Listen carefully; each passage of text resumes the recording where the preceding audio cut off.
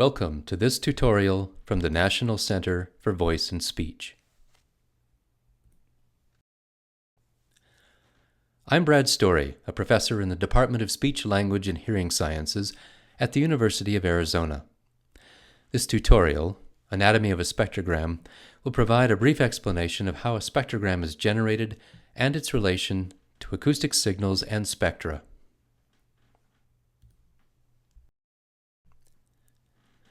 We'll begin with an example spectrogram. The top panel is an audio signal of the phrase, "Hello, how are you?" I'll play that sound now. Hello, how are you? Just below it is a narrowband spectrogram, where the horizontally oriented lines extending along the time axis are the fundamental frequency and the harmonics of the fundamental frequency. A narrowband spectrogram also shows the presence of the formant frequencies as the bands where the harmonics are darker, meaning they are of higher amplitude than harmonics with a lighter gray. For a clearer view of the formants, we typically switch to a wideband spectrogram like this one, where the wide dark bands are the formants and they are denoted as F1, F2, F3, and so on. In a wideband spectrogram, individual harmonics are not visible, but the vertical striations indicate individual cycles in the audio signal. But how is an audio signal transformed to a narrowband or wideband spectrogram? That is the main focus of this tutorial. We begin the story with a complex periodic waveform containing 4 cycles. A waveform shows us amplitude versus time. In this case, each cycle is 0.01 seconds long, which is the fundamental period, denoted as T sub O. We can represent this waveform as a spectrum, which shows us amplitude versus the individual frequencies that make up the waveform. Here we have a fundamental frequency of 100 Hz and 3 harmonics with decreasing amplitudes. To transform a waveform to a spectrum, we use a mathematical transformation called a Fourier transform. The algorithmic versions are called an FFT or a DFT, standing for fast Fourier transform or discrete Fourier transform.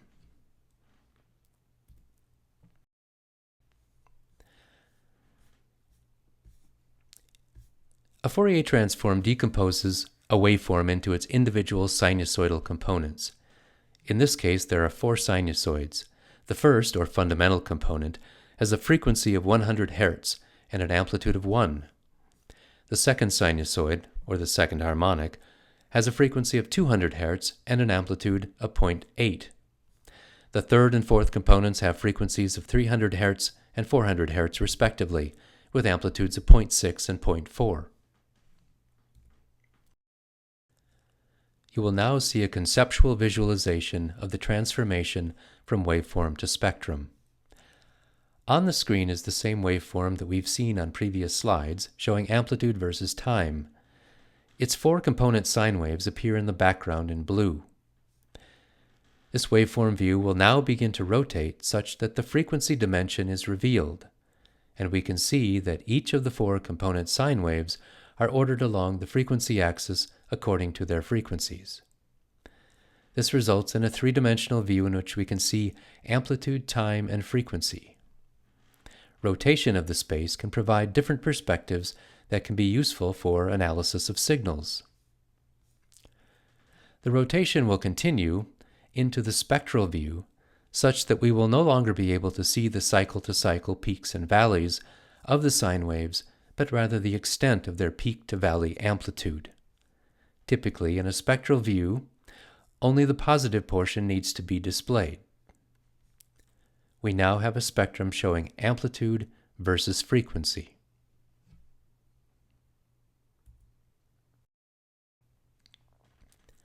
This figure summarizes the transformation that we just watched in the animation. We started in the waveform view, which indicates the amplitude of the signal as a function of time. This view is called the time domain. Then we use the Fourier transform to rotate our viewing perspective to the spectrum view, which indicates the amplitude and frequency of each of the sinusoidal components of the waveform. This view is called the frequency domain. If we shift our viewing perspective such that we look down On the full three-dimensional space, we have a spectrographic view. That is, we can see time, frequency, and amplitude, although amplitude is typically coded with grayscale, where higher amplitudes are darker than lower amplitudes.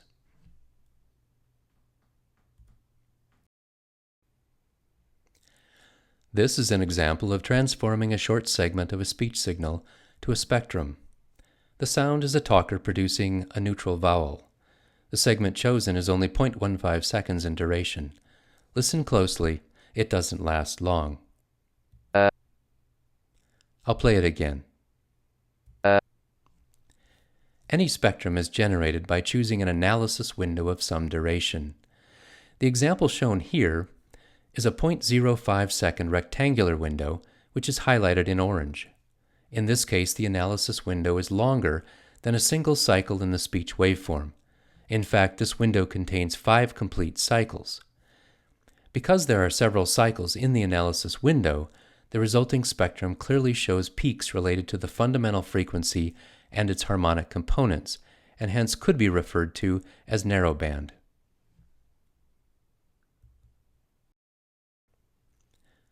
Generally, spectral analysis makes use of analysis window shapes that are different from the rectangular version in order to provide a cleaner spectrum.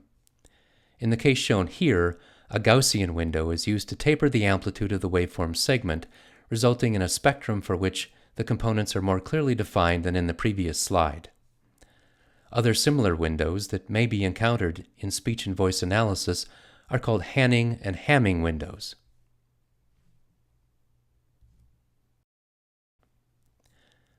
Shown in this figure are the same waveform with the Gaussian window and the resulting spectrum, except that the spectrum has been positioned in a 3D space that includes the dimension of time. As the animation plays, the analysis window will move across the waveform. Simultaneously, the spectrum generated within each analysis window will be displayed in the 3D space at the time point corresponding to the window. As the spectra move along the time dimension, they leave a trace or history coded in grayscale. The three-dimensional space will now rotate into the traditional spectrographic view.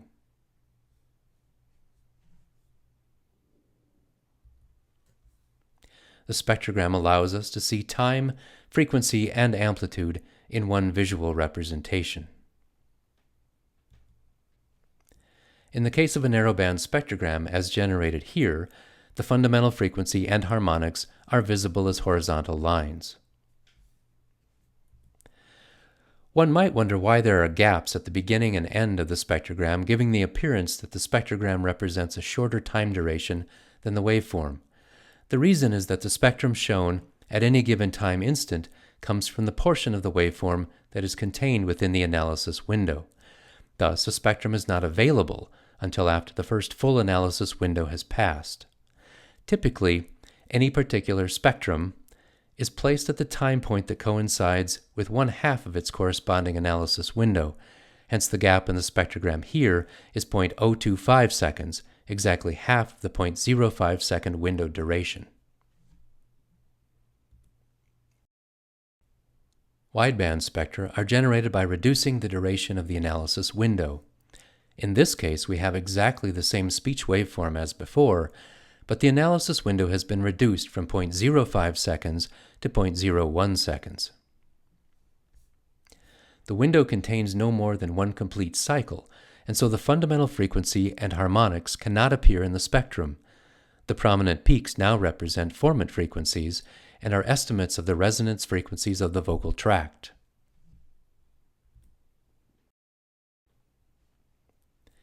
The clarity of the formants can be enhanced by further reduction in the window length.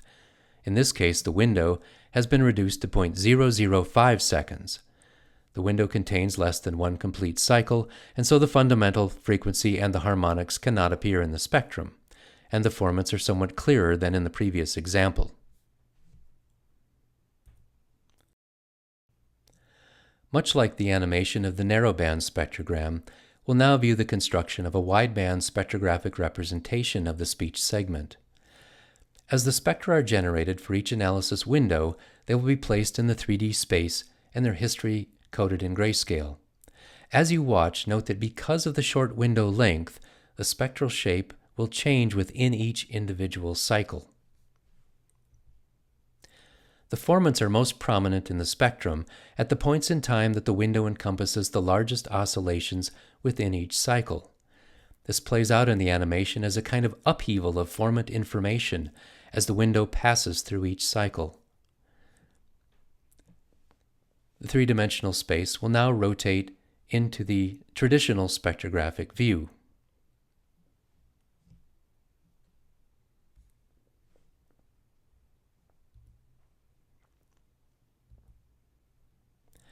In the wideband spectrographic view, the formant frequencies are visible as wide dark bands.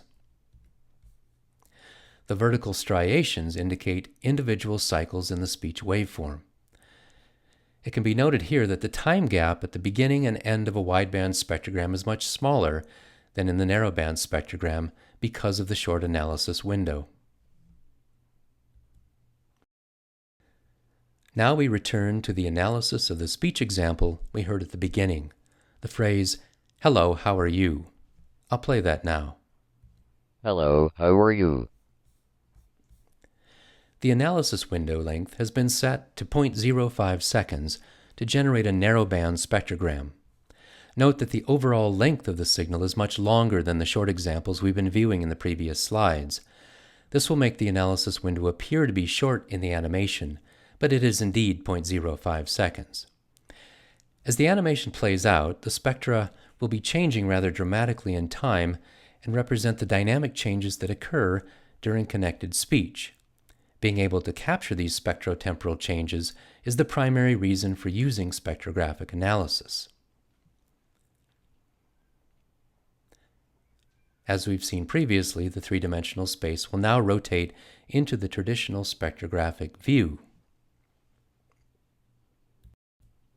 And in this view, the FO and harmonics can be seen as the mostly horizontal lines, although they bend slightly downward and upward due to changes in the fundamental frequency produced by the talker over the course of the phrase. The regions of the spectrogram in which clusters of harmonics are dark represent the formants.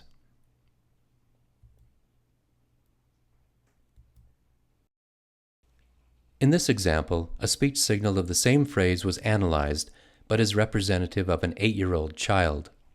I'll play that sample now. Hello, how are you?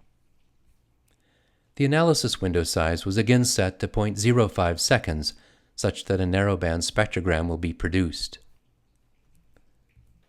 As the animation progresses, the spectra indicate the dynamic changes across the phrase.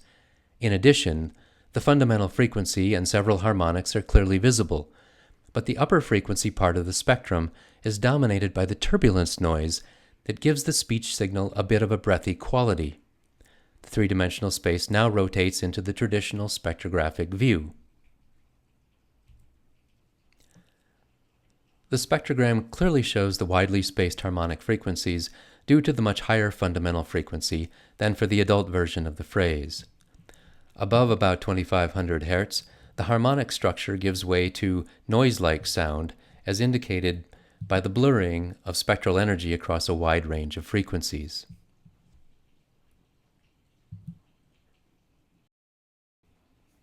Now to summarize the steps in building a spectrogram. We started by transforming the portion of a waveform enveloped by an analysis window into a spectrum via a Fourier transform. This example case is a waveform comprised of just 4 sinusoidal components. The next step was to add the temporal or time dimension. As the spectrum moves along the time dimension, it leaves its trace or history coded in grayscale. Rotation of the 3D representation so that the view is from above generates the spectrographic view. Now the peaks in the spectrum are seen as narrow bands of varying degrees of grayscale. In practice, one might encounter a variety of color scales that can replace the grayscale. The examples shown in this summary are based on a 0.05 second analysis window, such that a narrowband spectrogram is generated. But the window length is the key parameter for adjusting the view that is produced for a particular analysis.